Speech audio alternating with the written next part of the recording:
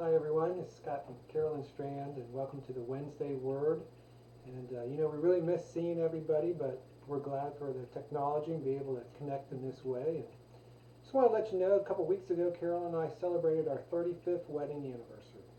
Yes, and as I reflected back over that day so long ago, it occurred to me that as I walked down that aisle, I was carrying more than a bouquet of flowers. I was carrying a lot of expectations into our marriage about what our life would look like, what our marriage would be like, what my husband would be like. And many of those expectations were unmet. Now, that's not to say that our life is not good and my husband is not good, because he is. He's been a very good husband. But as I studied scripture and as I read the Bible, and I saw what God's expectations were for marriage and for my role as a wife and for Scott's role as a husband, I was able to release those expectations, and our marriage has been much more fulfilling than it would have been had my needs, my expectations been met. Yeah, when we talk about expectations, even for our wedding anniversary this year, we wanted to go out of town for a couple of days and just to do some sightseeing. But because of the virus, had to cancel that. So what we did was we went to Glory Days and we got to-go order and drove the car down to Mountain Run Lake and just ate dinner in the car.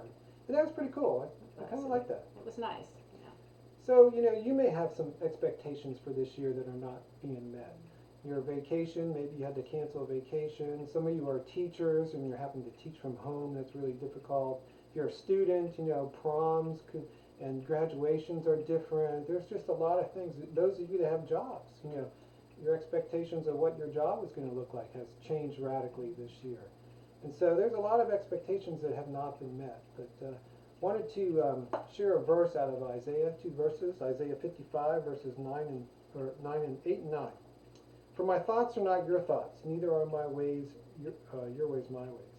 As the heavens are higher than the earth, so are my ways higher than your ways, and my thoughts higher than your thoughts. So we may not understand what's going on, but God has a purpose, and God has a plan. We need to remember that. Yeah, in Deuteronomy 31, Moses is giving Joshua the leadership of Israel, and Joshua is going to have to take Israel into the promised land. And this is a totally new thing for him and totally uncharted waters.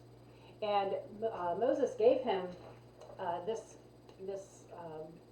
message in verse 8 of Deuteronomy 31. He says, "And the Lord, He is the one who goes before you. He will be with you. He will not leave you nor forsake you. Do not fear, do not be dismayed." So as Joshua was going into that promised land, he probably had some expectations and some thoughts of how this was going to go. But he had to trust God's plans, because when God told him to march around the city of Jericho, I'm sure that wasn't the military plan, the battle plan that he had expected.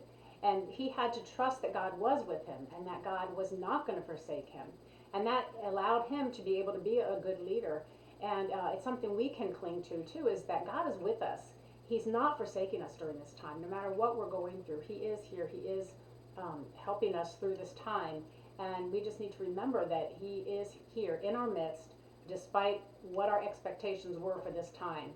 Yeah, there's a famous preacher, George Washington Truett, that coined the phrase, I don't know what the future holds, but I know who holds the future. And over the years, that's kind of been refined a little bit too. I don't know what the future holds, but I'm going to trust the one that holds the future. And that's something we can cling to during this pandemic. We just want to trust the one who holds the future. So take heart, Mountain View, trust the one that holds the future, and it's great to see you again.